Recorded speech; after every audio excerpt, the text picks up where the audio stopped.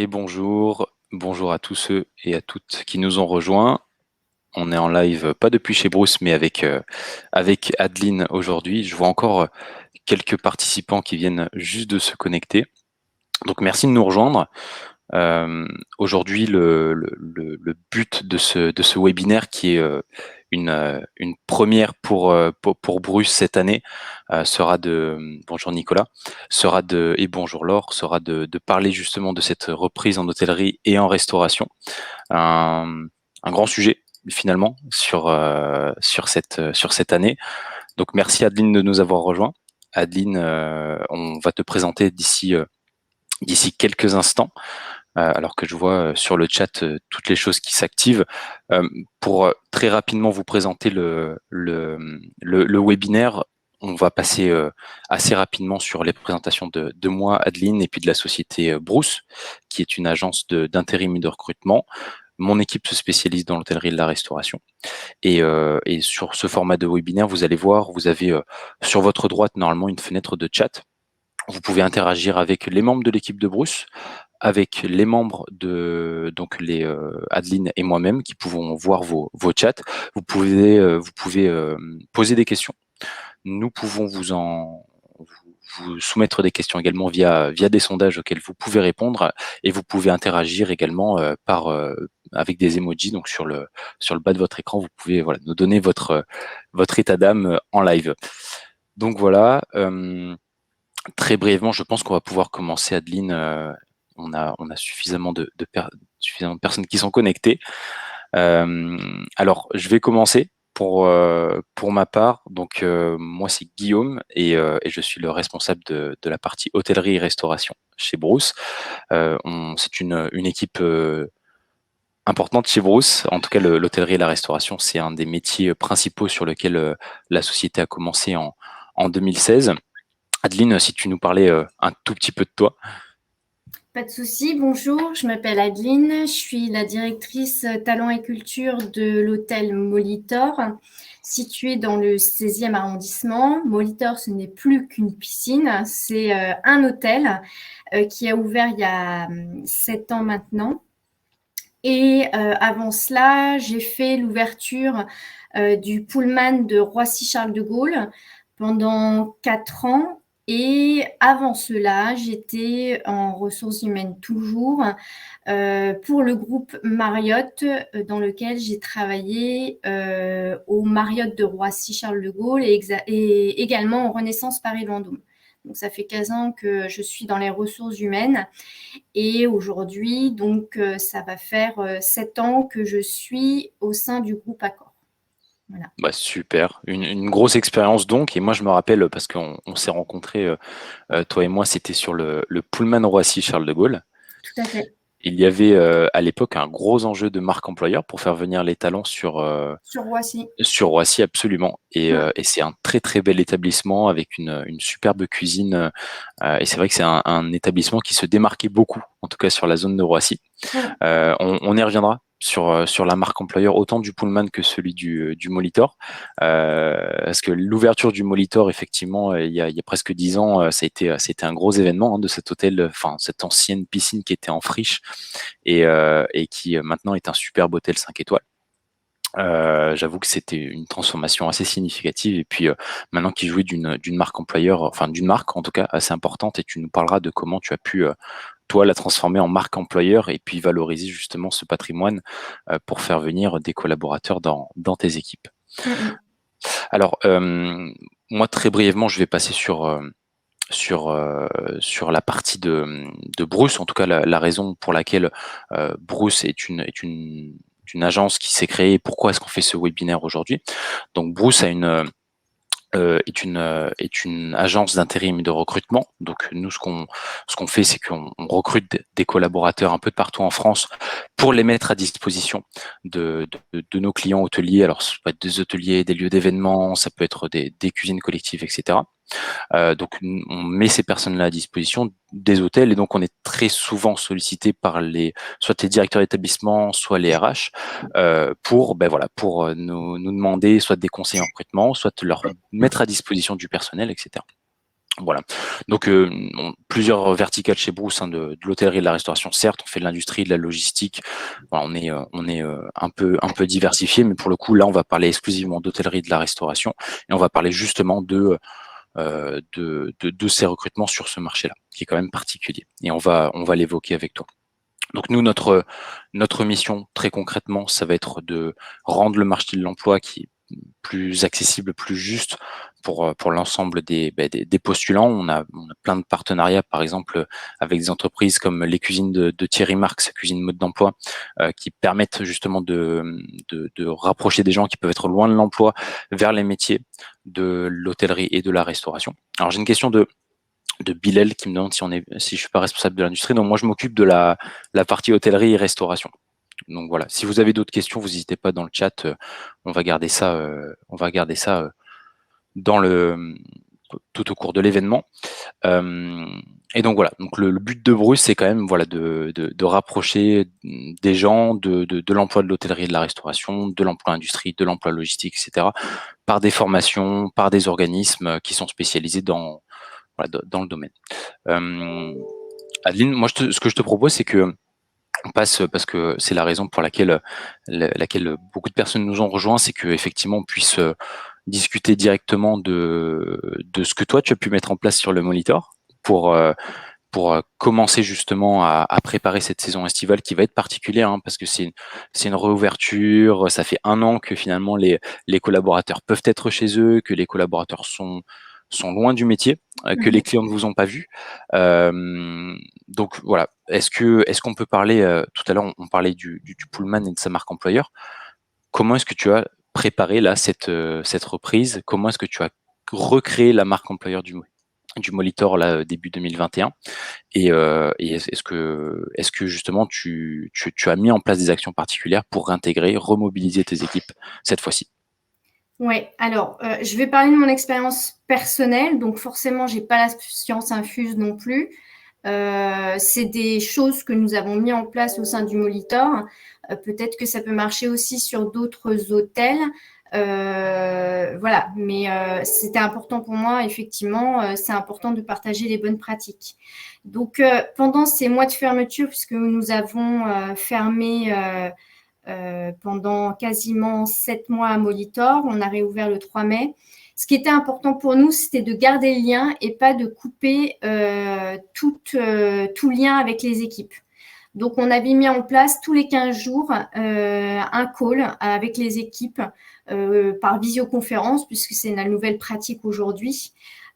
Tous les 15 jours, les chefs de service devaient garder le lien avec les équipes, que ce soit en collectif ou que ce soit en individuel. Et on devait continuer à les tenir informés de ce qui pouvait se passer au niveau de l'hôtel, puisque les services, en tout cas, ne sont pas arrêtés non plus de travailler. En tout cas, les chefs de service n'ont pas arrêté non plus de travailler. Et donc, c'était important pour nous de garder ce lien parce que malheureusement, quand on coupe trop brutalement le lien, malheureusement, on peut avoir des collaborateurs qui se retrouvent en détresse et qui, justement, peuvent mal vivre la situation. Donc, justement, en gardant ce lien-là, on a réussi à anticiper ce genre de mots, en tout cas. Et c'était important. De toute façon, les retours pour les équipes étaient plutôt positifs, en tout cas, à avoir ces visios. Et on demandait justement au chef de service d'être un peu créatif tout en gardant ce lien. Donc, de trouver des thèmes qui pouvaient fédérer les équipes pendant ces visioconférences. Donc, la directrice commerciale avait mis en place un cours de sport pendant cette visio. La directrice du club avait mis en place un thème sur, je crois que c'était le 11 novembre. Donc, il y avait tout un thème historique pour expliquer qu'est-ce qu'était le 11 novembre. Donc, voilà, il fallait être créatif en même temps que de garder ce lien et informer les équipes. Et donc, justement, pour réintégrer les équipes, comme le lien n'était pas coupé complètement au niveau communication avec les collaborateurs, on a préparé avant l'ouverture, on les a pas fait revenir de but en blanc dès le 3 mai comme ça. on les a préparés avant la réouverture. Donc, on a déjà réuni le grand COMEX, donc c'est les chefs de service plus leur numéro 2, pour faire un état de lieu de ce qui s'était passé pendant les 2 dernières années, donc 2019 et 2020.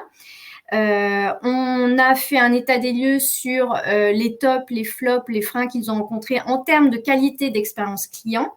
Et on les a fait réfléchir l'après-midi sur leurs priorités 2021, leur plan d'action et comment justement enchanter le client. Donc, on a mis justement des objectifs SMART pour chacun des services opérationnels et on va suivre ce plan d'action durant l'année avec les numéros 1 et numéro 2. Donc, forcément, ce qui est ressorti de ce plan d'action est cascadé en ce moment à nos équipes avant la réouverture pour expliquer aujourd'hui quels sont nos objectifs en termes d'expérience client, quels sont nos objectifs aussi en termes d'économie, en termes de budget, en termes d'organisation, de planning des équipes. Et on organise des réunions d'équipe pour les remobiliser à nouveau.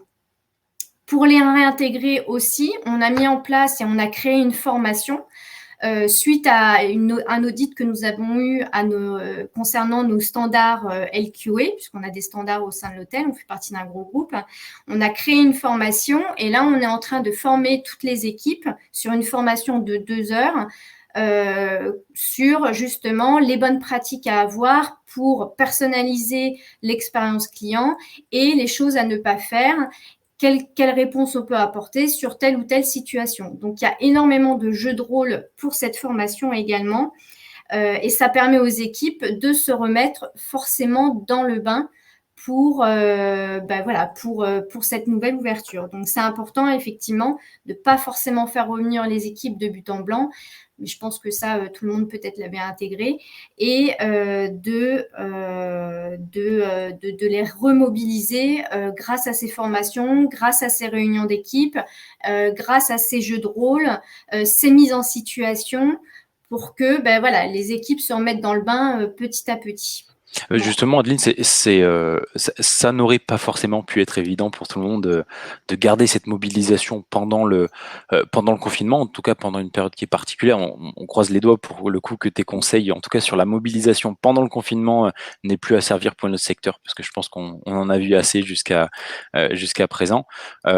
Pour toi, l'objectivisation justement des chefs d'équipe dans cette réouverture, dans la mobilisation des collaborateurs et pour le coup maintenant des clients, c'est quelque chose qui a été important ou seulement finalement l'attachement à la marque, au métier, est-ce que ça aurait pu suffire selon toi? Non, je pense que c'est important de donner un cap aux équipes.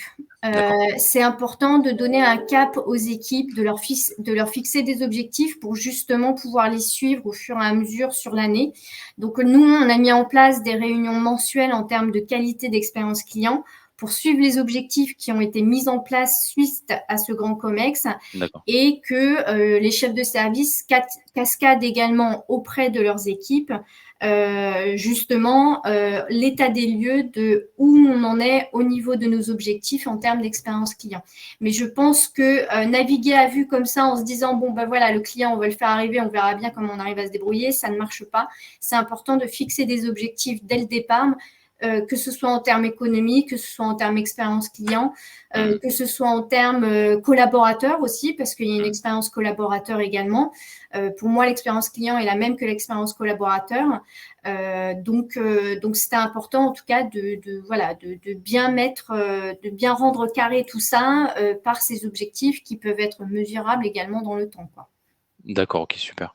Et concrètement parce que la grosse problématique de beaucoup de professionnels en tout cas qui sont revenus vers nous pendant cette période-là, ça a été mobiliser les équipes certes pour la reprise, mais mobiliser les équipes aussi pour pas qu'il n'y ait trop de reconversion vers d'autres secteurs d'activité. Alors c'est l'objet de notre prochain questionnement. Toi, tu me parlais tout à l'heure de la formation pendant cette période de confinement. Tu me parlais aussi de tout ce qui allait être mis en place en termes de sécurité, de santé au travail sur la réouverture. entre ce sujet-là et entre la reconversion des professionnels vers d'autres secteurs, comment est-ce que toi, tu arrives là maintenant à réengager tes équipes, certes, mais aussi à proposer forcément à de nouveaux talents de rejoindre les équipes du Molitor pour, voilà, pour réapprendre un métier ou apprendre un métier qu'ils n'auraient pas forcément connu auparavant? Alors encore une fois, c'est en termes d'expérience et c'est personnel. Voilà, c'est pas généraliste, mais ce que moi, en tout cas, je trouve qu'il faut faire, en tout cas pour éviter cette reconversion professionnelle. Nous, on a de la chance aujourd'hui, on a peu de reconversion professionnelle au sein de Molitor. On doit avoir, je sais pas, 5 ou 6 reconversions professionnelles sur les 160 collaborateurs que nous avons aujourd'hui.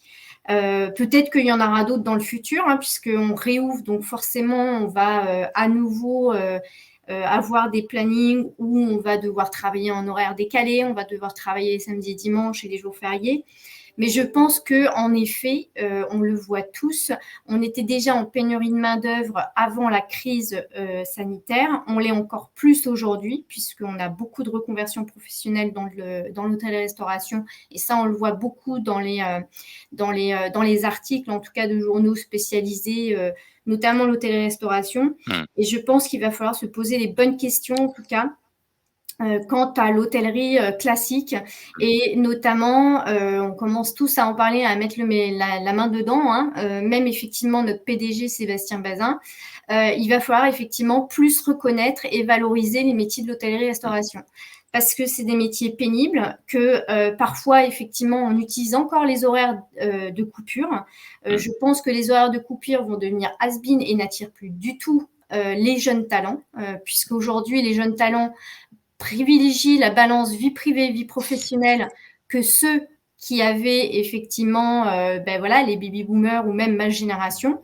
Donc, c'est important, effectivement, voilà, de se renouveler, peut-être de revaloriser les salaires. Si on ne peut pas revaloriser les salaires, de mettre en place des primes d'upsell ou d'incentive pour justement booster les équipes sur différents challenges aussi, que ce soit au niveau des upsells, au niveau de la réception, au niveau de la restauration aussi.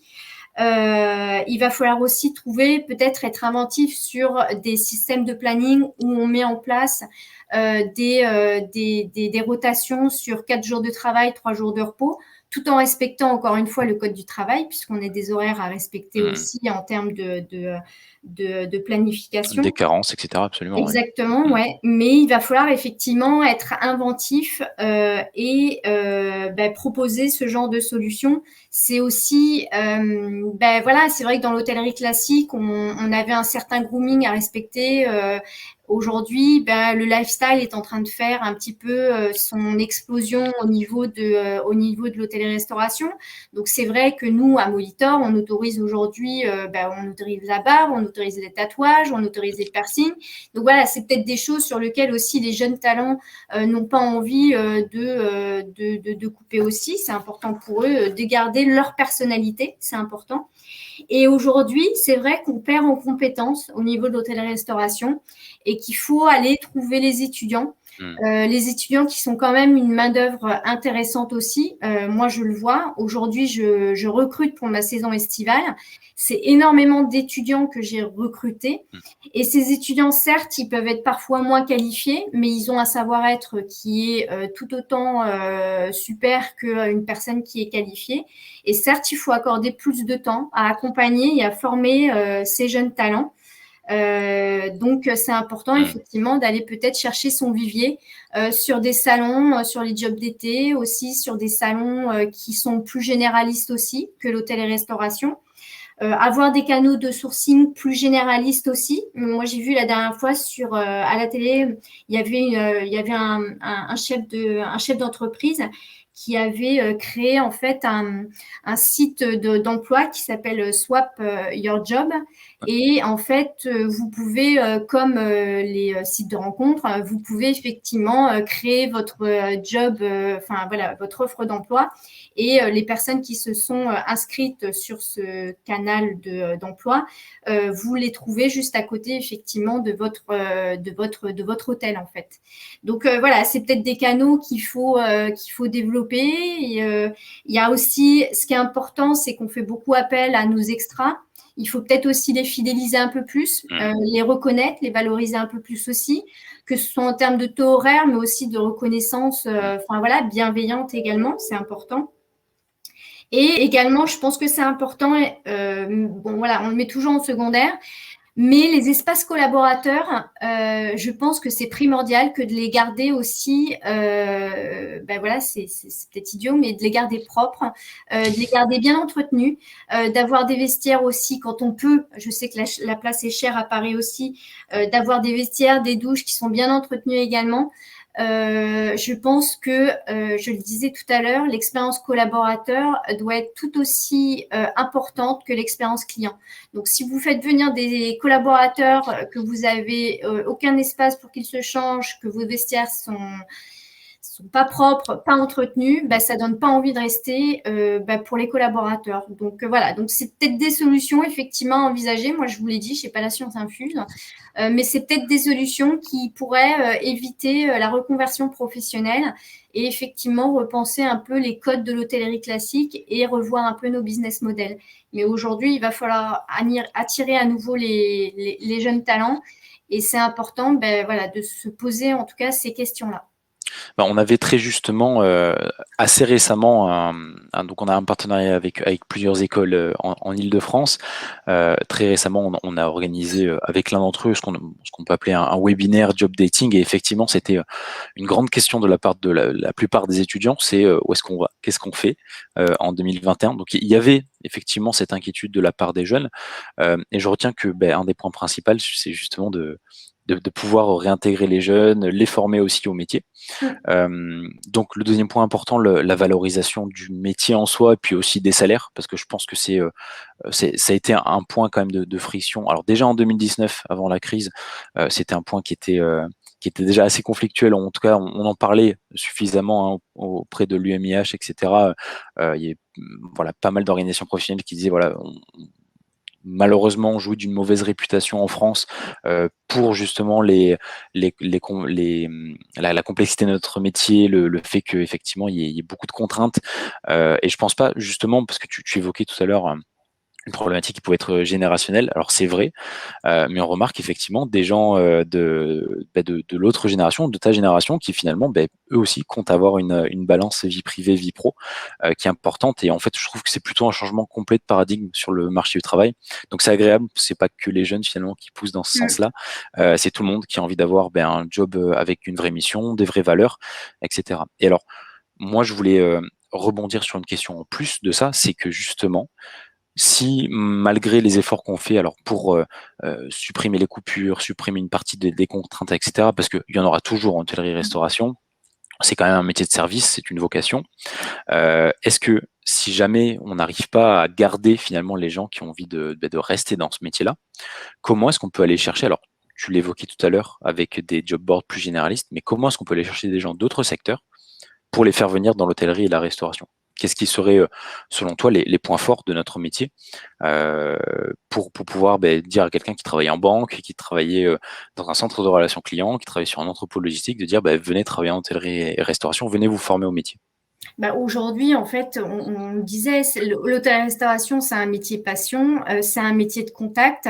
Donc forcément, on touche une clientèle qui est internationale. Donc c'est quelque chose aussi que les jeunes talents ou même nous recherchons quand on fait ces métiers-là. C'est un métier où on peut évoluer en tout cas, on se donne les moyens, où on peut évoluer rapidement. On a des évolutions rapides possibles.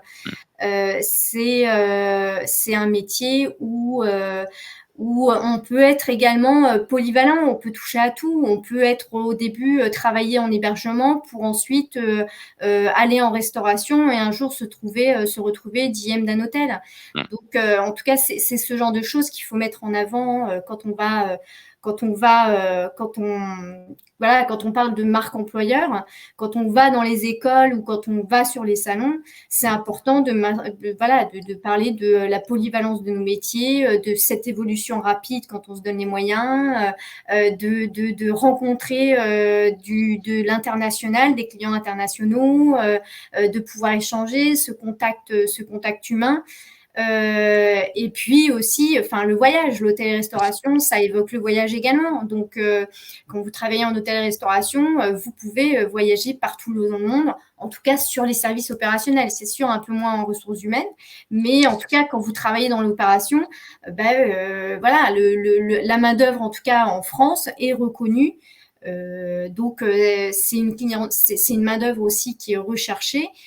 Donc, ça permet aux collaborateurs de pouvoir voyager également. Donc, voilà. Mais avant tout, il faut effectivement, il faut être passionné. Mais on peut trouver encore des collaborateurs qui ne viennent pas ici par hasard, juste parce que c'est un job alimentaire. C'est un job qui en tout cas alimente au niveau contact, au niveau lien. Et c'est ce qu'il faut mettre en avant, en tout cas, quand on va dans les écoles, quand on fait visiter son établissement aussi aux étudiants. C'est important de garder ce lien avec eux. Et pourquoi pas, je sais pas, ouvrir aussi, faire des workshops aussi, peut-être avec des en mode after work quand on pourra enfin le faire pour justement faire découvrir ces métiers de l'hôtellerie-restauration à d'autres populations que les jeunes sortant d'école hôtelière. Mm. Que des bonnes idées et j'ai presque l'impression que ça pourrait faire l'objet d'un autre webinaire, hein, comment attirer des gens qui font, voilà, qui font partie d'un autre secteur vers les métiers de l'hôtellerie et de la restauration. S'il y a des personnes dans l'audience qui ont des questions, vous n'hésitez surtout pas. Vous avez un onglet qui est dédié, hein, pour Adeline. Vous pouvez poser une question, on pourra l'afficher à l'écran et puis dire voilà, effectivement, là quand il s'agit d'organiser des workshops par exemple, qu'est-ce que ça veut dire ou comment est-ce que étape par étape est-ce qu'on le construit. Voilà, vous n'hésitez pas à poser directement la question, soit sur le chat, hein, si vous n'avez pas envie de vous embêter, soit dans l'outil dédié. Et puis nous, on essaiera d'y répondre du mieux qu'on peut avec Adeline.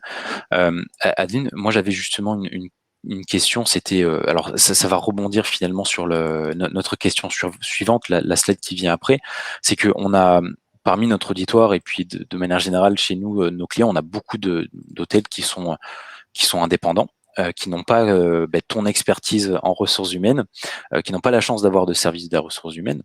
Euh, donc, la plupart de ces clients-là, quand ils viennent vers nous, ils disent moi j'ai du mal des fois à être visible par rapport à des gros porteurs, par rapport au groupe Accor, au groupe Marriott ou à d'autres grosses enseignes. Comment est-ce que ces personnes-là peuvent se démarquer? Comment est-ce que toi, tu as construit ta marque employeur, indépendamment du fait que c'est Molitor, que c'est le groupe Accor, etc. Comment est-ce que, selon toi, une marque employeur est efficiente et comment est-ce que quelqu'un qui finalement tient son hôtel indépendant quelque part en France peut se démarquer par rapport à d'autres? Alors moi, au niveau de la marque employeur, en fait, je mets beaucoup d'implication sur la présence sur les réseaux sociaux, en fait. D'accord. Aujourd'hui, on a créé une page LinkedIn Molitor qui est vraiment dédiée à ce que nous faisons au niveau de l'hôtel. Qui marche plutôt pas mal en fait. Et c'est important pour nous de communiquer sur les réseaux sociaux parce que c'est le réseau LinkedIn en tout cas est important en tout cas dans le monde professionnel. Et on communique beaucoup sur toutes les actions que l'on peut faire au sein de l'hôtel. Les intégrations, l'ambiance de l'hôtel, le fait qu'on ait aussi un programme sur le développement durable. Donc, on communique aussi sur tout ce qui est RSE en entreprise entreprise, tout ce qui est également relations écoles. Il faut peut-être prendre contact aussi avec les écoles hôtelières, les grandes ou les petites, hein, parce que malheureusement, les fameuses écoles hôtelières sont souvent sollicitées, les petites un peu moins, mais elles ont tout autant de super talents. Donc, c'est important de prendre contact avec les écoles, de faire visiter son établissement, de faire venir les étudiants au sein de notre hôtel pour le faire connaître, aller aussi auprès des étudiants et voir avec l'école si on peut pas aussi intervenir pendant les classes. Être aussi jury d'examen, c'est important. Souvent, les écoles manquent de jury d'examen de professionnels parce que par manque de temps, ils peuvent pas être disponibles. Quand vous donnez un peu de votre temps, finalement, l'école le remarque et vous aide justement sur la recherche d'apprentis ou de stages. Donc, c'est important d'être jury d'examen également. Et effectivement, je pense que pour recruter des nouveaux talents, c'est important voilà, de mettre en avant tous les avantages, tous les bénéfices que les talents auraient s'ils venaient au sein de votre hôtel. Donc c'est important de créer des moments de cohésion d'équipe, de les mettre en avant en tout cas. Sur les réseaux sociaux, de communiquer sur l'ambiance au sein de l'hôtel, d'avoir aussi un vrai programme d'intégration des collaborateurs. Un collaborateur, quand il arrive dans un hôtel, s'il est balancé du jour au lendemain dans son service sans aucune intégration, forcément, ça ne lui donne pas envie de rester. Donc, c'est important de construire un vrai programme d'intégration avec un parrain ou une marraine qui va l'accompagner pendant sa première semaine avec lui pour justement qu'il ne se sente pas perdu, qu'il se sente accompagné et pas laissé un petit peu voilà, seul au niveau de l'hôtel. Et puis pendant son parcours avec nous, pendant son séjour avec nous, voilà, continuer à reconnaître, à valoriser, à mettre en avant les équipes, à créer des forums de façon trimestrielle pour communiquer sur les différentes choses qui se passent au sein de l'hôtel.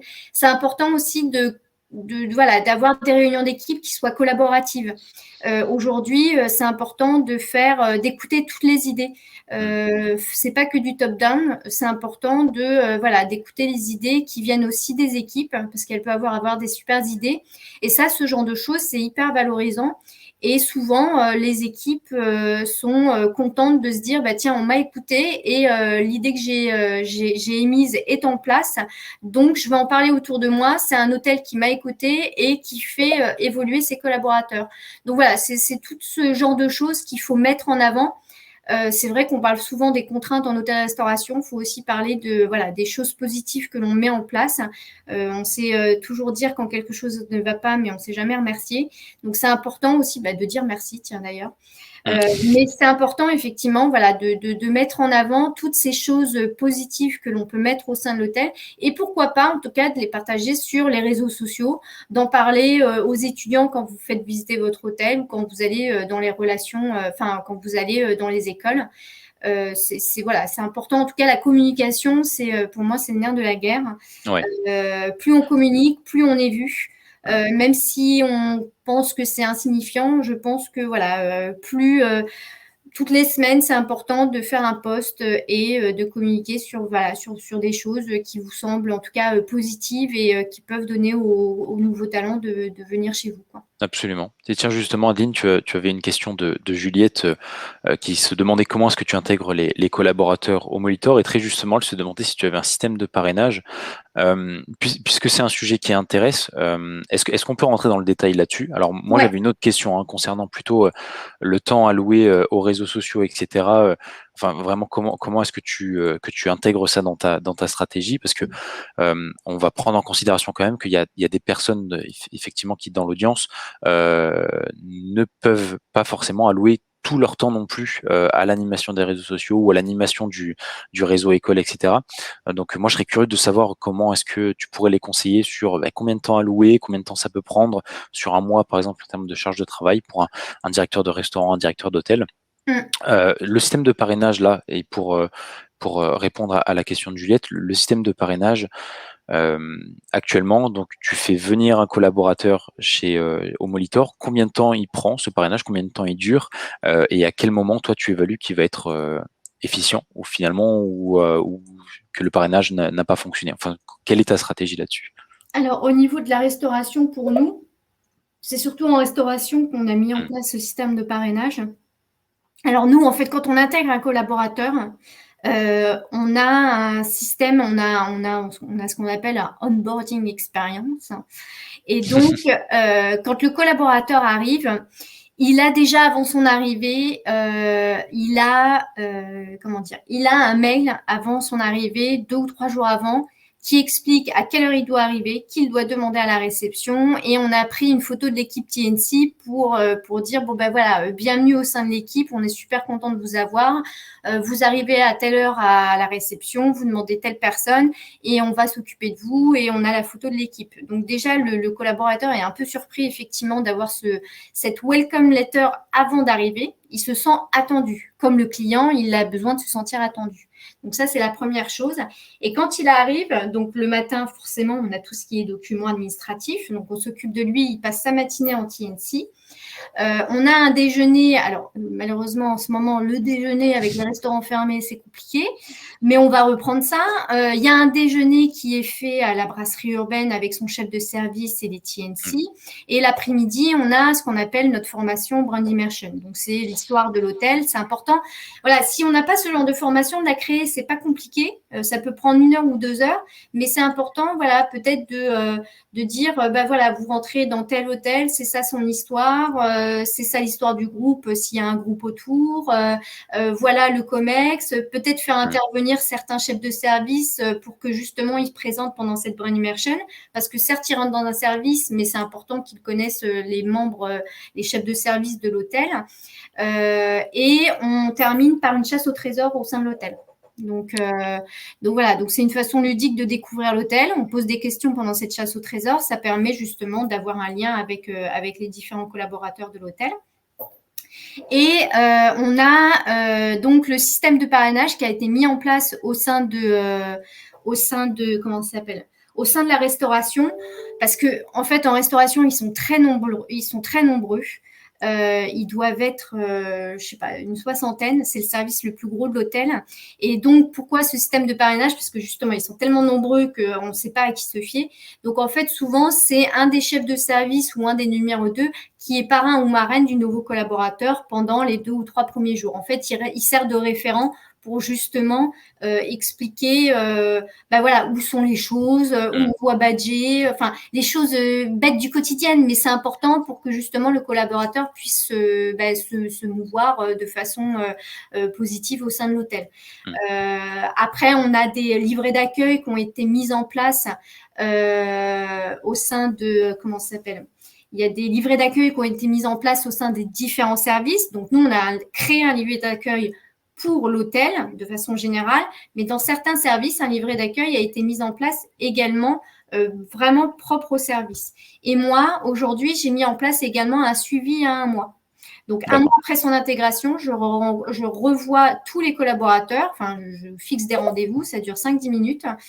Je revois tous les collaborateurs et je leur pose des questions sur leur suivi d'intégration. Donc, savoir comment est-ce qu'ils se sentent au sein de l'hôtel, comment s'est passée l'intégration, est-ce qu'il y a des choses à améliorer, est-ce qu'il y a des choses sur lesquelles on doit faire attention, quels ont été les succès. Et ça permet de rectifier le tir si besoin, en tout cas, si l'intégration a été mal faite, de pouvoir remonter les feedbacks et de remonter aussi les succès, de féliciter les équipes, en tout cas, quand ils ont bien intégré leurs nouveaux collaborateurs. D'accord, ok. Voilà ce qui est mis en place au niveau de l'expérience client. L'expérience collaborateur. Oui, pour le coup, je comprends que le parrainage en fait partie et je crois qu'on a eu plusieurs questions sur le chat sur la chasse au trésor. En tout cas, c'est quelque chose qui a l'air de plaire dans l'organisation. Est-ce que qu'est-ce qu'ils trouvent au bout les collaborateurs de la chasse au trésor? Rien. Non, attendez, on ne peut pas gagner à tous les coups. Non, c'est vrai, absolument. Désolée. Ils gagnent effectivement le fait de mieux connaître leur hôtel et de mieux se mouvoir effectivement au sein de leur hôtel. Et ils l'ont découvert de façon beaucoup plus ludique et beaucoup plus effectivement originale qu'une simple visite d'hôtel. Oui, non, je trouvais effectivement que c'était une bonne idée pour faire découvrir les chambres éventuellement, les suites qui peuvent être particulières. Il passe par tous les services, le club et spa, par la restauration, par les chambres. Il y a différentes questions qui sont posées la chasse au trésor. D'accord. Ok. Et moi, ça me permet de revenir à ma question précédente. C'est donc pour quelqu'un dont, alors toi c'est pas ton cas, mais on va essayer quand même de trouver quelques pistes. Euh, Dans le cas où quelqu'un n'est pas donc expert des ressources humaines, il n'est pas, il est seul ou entre guillemets avec son adjoint dans son établissement, que ce soit un restaurant ou un hôtel ou une cantine. euh, cette personne-là peut avoir des difficultés pour allouer du temps finalement, alors dans l'onboarding, dans la formation, éventuellement dans les ressources humaines de manière générale, en tout cas mettre son établissement en avant auprès des talents, auprès des écoles, etc. Oui, la question sur les réseaux sociaux, je n'ai pas répondu, effectivement. Non, mais t'embête pas, j'allais y revenir, mais justement, outre les réseaux sociaux, combien de temps est-ce on alloue à tout ça quand notre taf, c'est autre chose, Ouais. Oui, concrètement. non, mais ça, j'imagine. Non, mais clairement, les réseaux sociaux, ça prend vraiment pas longtemps. Donc, un post sur LinkedIn, alors, D'accord. ce qui sera le plus long, ce sera créer effectivement son profil sur LinkedIn, et encore, hein. On arrive à le faire, en tout cas, de façon personnelle, donc je vois pas pourquoi on pourrait pas le faire aussi pour l'hôtel ou le restaurant pour lequel on travaille. Donc, un post LinkedIn, ça prend, allez, une fois par semaine, ça prend 3 minutes. Oui, effectivement, il faut trouver des événements à mettre en place, mais je suis sûre qu'il y a plein de choses que l'on fait et qu'on ne communique pas forcément. Et après, effectivement, le plus long, c'est les relations écoles. Certes, ça prend du temps, mais de toute façon, il y a des périodes au niveau de l'année sur les relations écoles. Les relations écoles, les visites ne se font pas durant toute l'année non plus. Elles ne se font pas non plus aller vers les écoles, ça ne se fait pas non plus toute l'année. Donc souvent, les relations écoles, on doit y passer, allez, sur l'année, ça doit prendre une semaine en tout et pour tout de travail, d'organiser les visites, d'aller dans les écoles et d'aller dans les salons, allez, je dirais entre une semaine et une semaine et demie. Après, pour ceux qui veulent être jury d'examen, c'est sûr que souvent les jurys d'examen, c'est au mois de juin. C'est forcément des périodes d'activité aussi qui sont intenses. Mais voilà, si pendant une journée, on peut se libérer pour être jury d'examen, ben, ça peut faire la différence auprès des écoles partenaires, auprès des étudiants et de se dire, bon, ben voilà, les professionnels prennent le temps, ils viennent nous voir, ben, moi je veux faire aussi la démarche d'être curieux et d'aller voir là où ils travaillent et voilà, et c'est important. Donc je pense pas que c'est vraiment pas la chose qui nous prend le plus de temps. Alors c'est vrai que ça fait 15 ans que j'ai ces relations écoles, c'est quelque chose que j'affectionne énormément.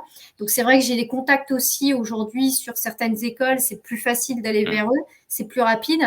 Maintenant, effectivement, voilà, c'est à vous de construire en effet vos différents contacts, créer votre vivier de partenaires relations école avec les numéros de téléphone, les mails, et voilà, de les solliciter. Et ensuite, voilà, c'est à force de le faire, finalement, ça vous prendra de moins en moins de temps. En tout cas, c'est la mise en route qui prend un peu plus de temps. Mais aujourd'hui, je pense que c'est important, en effet, de garder ce lien avec ses talents, d'autant plus qu'aujourd'hui, on a des aides. Enfin, voilà, je ne sais pas si c'est une autre question d'ailleurs, mais il y a pas mal d'aides avec l'alternance, les contrats de professionnalisation. Donc et voilà, il faut faire jouer L'emploi ça. des jeunes, etc. Absolument. Ouais, un jeune, une solution. Mm. Absolument. Mm. Et ça me permet de rebondir parce que c'est Laure qui nous a posé une question. Je vais l'afficher en direct parce que justement, quand quand tu es un professionnel qui a finalement ces dernières années euh, garder du lien, mais avec tes extras. Et maintenant que les extras, ben, pour la plupart, sont soit partis vers d'autres horizons, ont essayé de se reconvertir, etc. L'essentiel, c'était ben, comme tu le dis, donc en tout cas pour ceux qui nous écoutent, maintenez du lien aussi avec les institutions, maintenez du lien avec les entreprises de formation, avec les écoles de formation, pour qu'effectivement, ben, dans un cas comme ça où vous avez besoin de solliciter, de créer un nouveau vivier de talents, de collaborateurs, que finalement votre réseau outre les extras, puissent être sollicités plus rapidement, plus facilement. Donc le Ouais, travail qui est fait, c'est important ce que tu dis, que le travail qui est fait en amont finalement sert dans des situations comme celle-ci.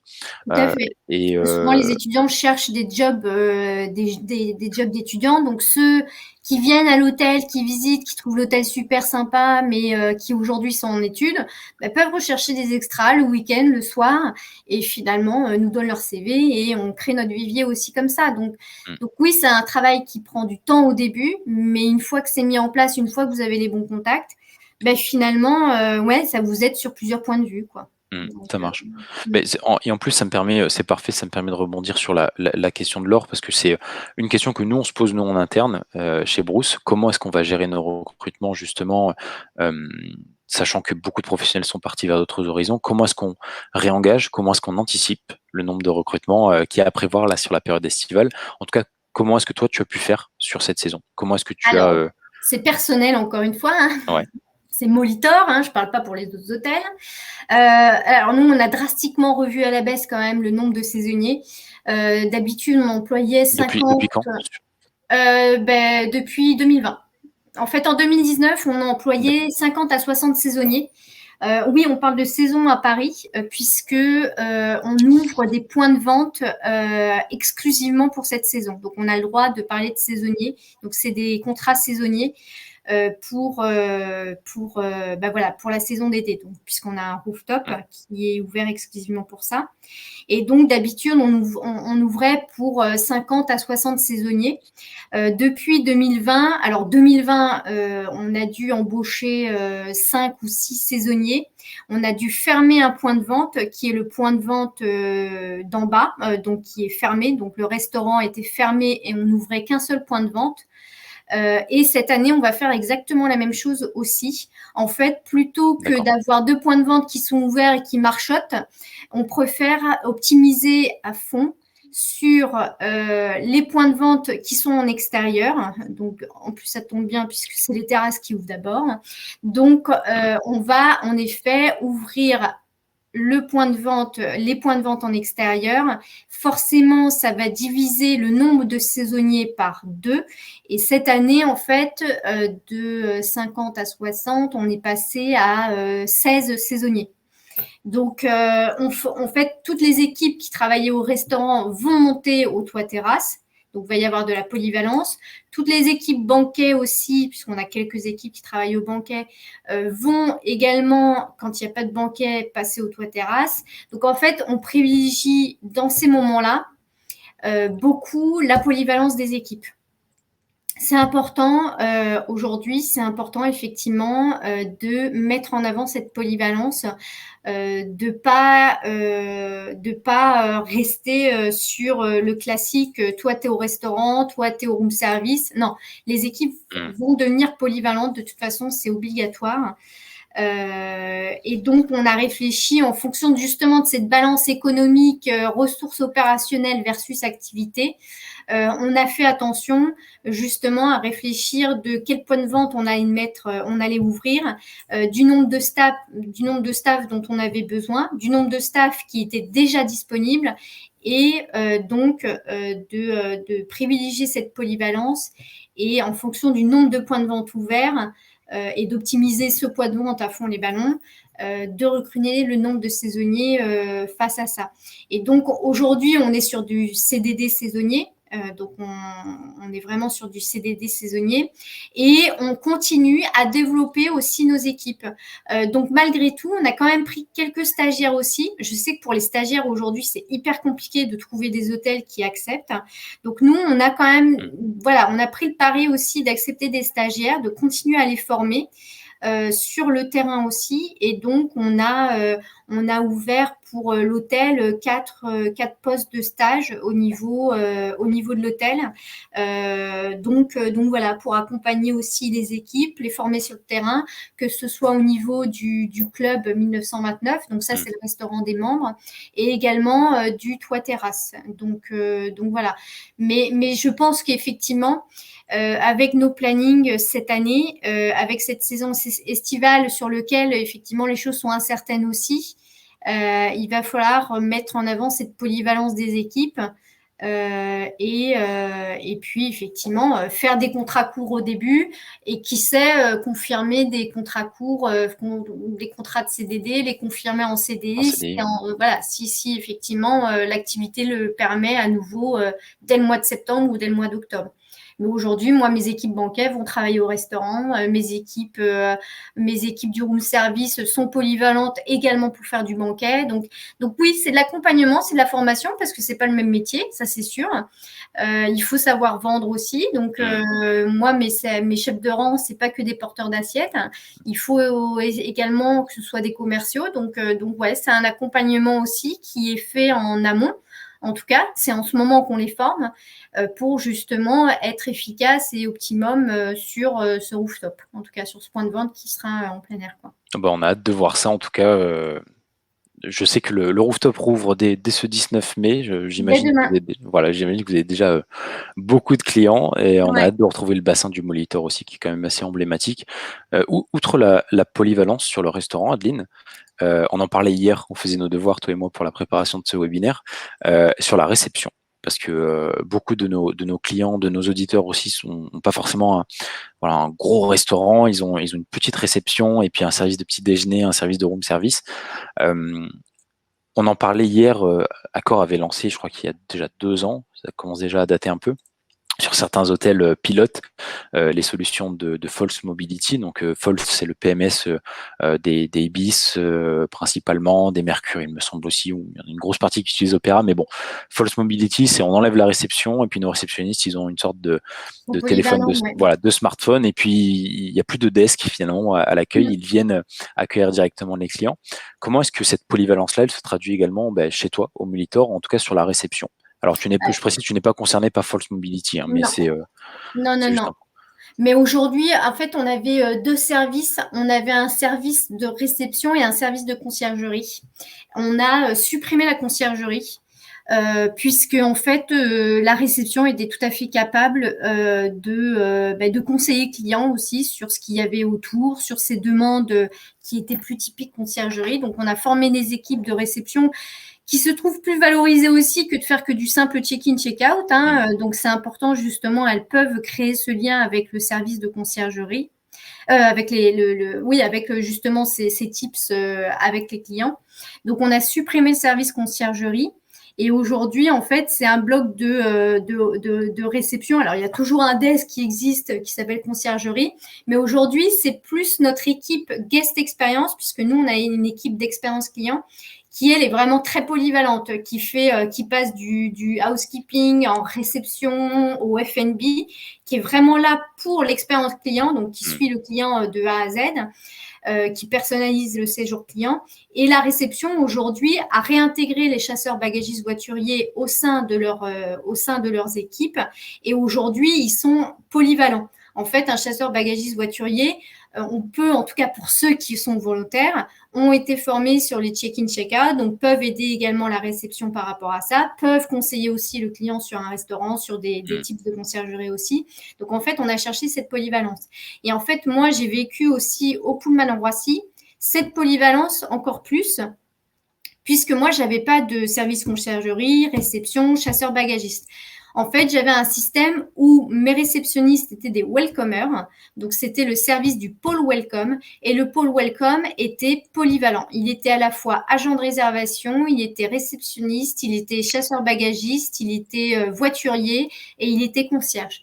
Et donc, il avait toute cette polyvalence, ce qui fait que ça diminuait aussi drastiquement quand même le nombre de staff. Alors certes, on avait un petit peu plus de monde en réception, mais n'empêche qu'on n'avait pas un service conciergerie dédié, un service de bagagistes voituriers dédié, un service de réservation dédié. Voilà, on avait vraiment cette polyvalence au niveau de la réception. Donc effectivement, voilà, c'est des choses à se poser, c'est des questions à se poser.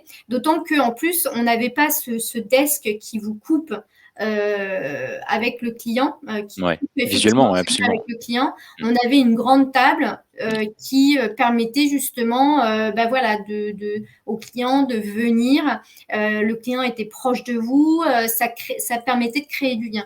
Donc ça, c'est vraiment les Pullman en fait qui ont aussi démocratisé un petit peu le service de la réception grâce à ce pôle welcome. En format welcome, ouais, absolument. Ouais. Mais celui de Bercy avait le même format, je crois, après ses Exactement. travaux. Et le Pullman Tour Eiffel aussi. Et le Montparnasse, il va réouvrir. Donc, je ne sais pas s'ils ont pris ce même format. Bon, ça m'étonnerait pas, ou en tout cas qu'il passe sur un format mobile également d'accueil, justement de polyvalence. Et puis je trouve que On parlait tout à l'heure de la revalorisation du travail, c'est un mot que tu as quand même beaucoup utilisé dans la polyvalence. Est-ce que la polyvalence permet de revaloriser les travailleurs en hôtellerie-restauration, d'effectuer effectivement plus de tâches que que de la réservation, que du check-in, que du Ah check-out, bah moi, etc. aujourd'hui, je trouve que c'est beaucoup mieux, hein. En tout cas, l'expérience quand mes welcomers à Roissy, voilà, quand on faisait un point avec eux, ça ne les a jamais dérangés d'avoir cette polyvalence. Et Mmh. justement, au contraire, ils étaient contents de pouvoir renseigner le client, enfin voilà, d'avoir plusieurs tâches en même temps sur une même mission. Plutôt que de faire voilà, le bête check-in, check-out Ouais. et pas bouger de son desk. Ça, Non. c'était pour eux, c'était vraiment primordial. Bah, ce qui est compréhensible. En tout cas, on a tous envie d'avoir des missions qui ont du sens et je trouve accompagner les clients un peu plus loin que sur son PMS. Enfin, je trouve que c'est effectivement c'est aussi en réception une perspective intéressante. En tout cas, pour les personnes dans l'auditoire qui nous écoutent et qui gèrent leur petit hôtel avec une petite réception, etc. Voilà, une piste aussi de Adeline sur cette polyvalence là pour aussi valoriser le métier que eux ils font. Si on accueille aussi des personnes d'autres secteurs professionnels, voilà, de valoriser une expérience un peu plus large que juste d'être assis derrière son bureau, enfin derrière son desk, et pour le coup d'accueillir les clients comme ça. Mm. Alors, le temps est passé vite, Adeline, il est déjà 55. On va passer, alors, si il y a des personnes dans l'audience qui ont des questions, c'est votre moment à vous de briller, si je peux me permettre. Donc, si vous avez des questions, vous n'hésitez surtout pas à les poser tout de suite. En tout cas, d'ici à ce que vos questions arrivent et si on n'a pas de questions, on pourra conclure là-dessus. Donc Adeline, actuellement, s'occupe du Molitor, qui est un hôtel dans le 16e arrondissement de Paris. Il recrute actuellement sur la saison. De ce que je comprends aussi, vous recrutez pour les équipes sur des CDD pour l'instant et potentiellement pour les transformer en CDI. On en parlait hier, avis aux cuisiniers, si jamais il y en a dans l'audience, en tout cas des personnes qui consulteront cette vidéo après parce qu'elle sera disponible en ligne. En tout cas, il y aura un lien vers cette vidéo pour la reconsulter à tout moment. Donc, si vous avez des personnes dans votre entourage qui cherchent un poste en cuisine actuellement, Adeline recrute sur son bistrot. Donc voilà, pensez-y. De manière générale, si jamais vous avez envie de postuler, de passer par l'agence Bruce pour qu'on puisse vous mettre en relation, on le fera avec grand plaisir. Et dans tous les cas, cette présentation, cette vidéo est à retrouver en ligne sur le site de Bruce et puis on l'enverra également par email. J'en profite aussi parce que dans, je crois, 3 semaines, en tout cas c'est la deuxième semaine du mois de juin, on fera un deuxième format de webinaire avec pour le coup une personne qui elle gère un hôtel indépendant, donc ce sera un format un peu différent parce que là voilà on se concentrera sur les problématiques qu'on a évoquées avec toi Adeline et qui concernaient pour le coup très justement là la partie voilà comment gérer son hôtel quand on est un service de RH. Et là, pour le coup, on va essayer de le condenser pour la partie indépendant. Comment est-ce qu'on gère ces RH-là avec tes conseils et comment est-ce qu'on le condense et comment est-ce qu'on l'applique sur son petit hôtel. Alors, on a reçu une question de la part de Mariam.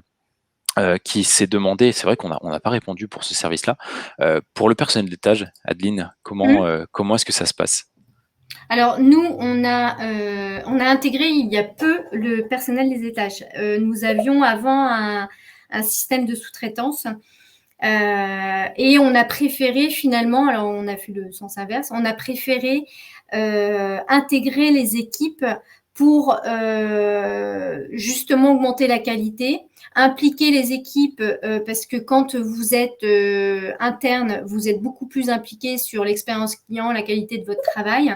Et donc, c'était un choix que de les intégrer. On les a intégrés en janvier 2021, une partie. Et en fait, la grosse partie des équipes est arrivée au mois de mai, au mois d'avril 2021. Malheureusement, on était fermé, donc on les a mis en activité partielle. Donc là, c'est tout début. C'est le tout début des équipes des étages. Donc depuis le 3 mai, ils sont en chambre, on les forme. Heureusement, les taux d'occupation, malheureusement pour nous aussi au niveau économique, sont pas extrêmement hauts. Donc ça permet aux équipes, ça permet à mes chefs de service de les former au mieux, petit à petit, pour que justement ils puissent avoir la pleine ampleur, voilà, de de leur chambre. Et en tout cas, les équipes, on a passé une semaine pour les intégrer. Donc, en fait, on a investi en temps et en argent parce que ça prend malheureusement, c'est de l'argent aussi. Alors, on avait droit au FNE sur certaines formations, mais il y a eu une semaine d'intégration pour les équipes des étages, que ce soit au niveau sécurité, gestes et posture, au niveau de l'hygiène en hébergement, au niveau du respect des protocoles sanitaires également, puisqu'on a un programme qui s'appelle All Safe, un label qui s'appelle All Safe, donc il a fallu les former également par rapport à ça. Et donc voilà, donc ça a pris du temps, mais c'était important pour nous de les intégrer au mieux. Et maintenant, on va voir comment ça va se passer au fur et à mesure. Donc voilà, c'est tout nouveau. Ça fait 2 semaines seulement qu'ils travaillent au sein des chambres. Donc voilà, on prendra le pouls. D'ici un mois, je vais les voir pour savoir comment ça se passe. Et puis de toute façon, on fait les évaluations de période d'essai avec eux et on fait un point en fin de période d'essai pour justement savoir comment se passe leur intégration, comment ça se passe au niveau de leur travail. Donc on les suit régulièrement. Mais là, c'est tout nouveau, je n'ai pas encore le recul nécessaire. Bon, super. Merci en tout cas, Adeline. On sera curieux d'ici un mois, enfin tout juste, parce que dans quelques semaines, voilà, on refait un format webinaire. J'espère que tu pourras y participer. Puis, si tu pourras nous donner une petite note, j'en profiterai pour le faire passer à l'audience sur justement quel a été ton retour d'expérience sur cette intégration pour le personnel d'étage et puis justement c'est l'application de ces protocoles sanitaires qui sont difficiles pour tout le monde. Tu pourras le faire de la même manière, mais il y a Marie qui t'a laissé une petite note qui te remercie d'avoir enchanté sa carrière. Marie d'Hervelois, je crois qu'il travaille avec toi c'était sur le Pullman. Ah oui, tout à fait. Donc voilà, tu as ces salutations en tout cas en direct. Merci à Marie de nous avoir rejoints aujourd'hui. Merci à toi d'avoir répondu à nos questions. Et pour les autres qui ont assisté à cette présentation, alors que vous soyez étudiant, que vous soyez directeur d'établissement, d'un service RH, n'hésitez pas à revenir la prochaine fois à notre prochaine édition, à partager aussi le lien de notre prochaine édition et de cette vidéo qu'on va vous mettre en ligne pour inviter d'autres personnes à y participer, à assister, à prendre des bons conseils. En tout cas, n'hésitez pas à nous faire vos retours directement par email. Alors, on a une adresse email pour nos retours, mais on va vous envoyer un email avec la vidéo pour vous remercier d'avoir participé à cet événement. N'hésitez pas sur les réseaux, sur LinkedIn, etc. On va faire une publication aussi. N'hésitez pas à nous remercier directement ici. Et puis donc, moi, Adeline, je te dis à très bientôt. Je voulais remercier en tout cas les auditeurs. Encore une fois, j'ai parlé pour nous, nos expériences, mais je sais que toute expérience est différente, mais c'est important de partager les bonnes pratiques qu'on peut avoir au sein de nos hôtels, nos restaurants, et de garder ce lien entre professionnels parce qu'on n'est pas des concurrents, on fait partie d'une même équipe aussi, quoi. Donc on a tous les mêmes problématiques et les mêmes succès aussi. Je suis tout à fait d'accord. Bon, super. Merci beaucoup, Adeline, en tout cas, pour ce mot de rassemblement, en tout cas, pour la fin. Et puis, j'espère te voir d'ici pour la deuxième semaine de juin. Et nous, on communiquera là-dessus, mais c'est une autre professionnelle qu'on va retrouver également sur cette deuxième semaine, qui nous parlera de son expérience propre et pour son hôtel qui est un peu plus petit, qui est indépendant et donc qui demande aussi une autre typologie d'adaptation. Donc on espère vous y voir nombreux et je tenais à vous remercier à tous, autant l'équipe de Bruce que toi, Adeline, et que les autres personnes de l'auditoire d'avoir participé à cette première édition 2021. Super. Merci beaucoup et puis et à bonne bientôt. saison à tous. Merci. Au revoir. Merci. Au revoir.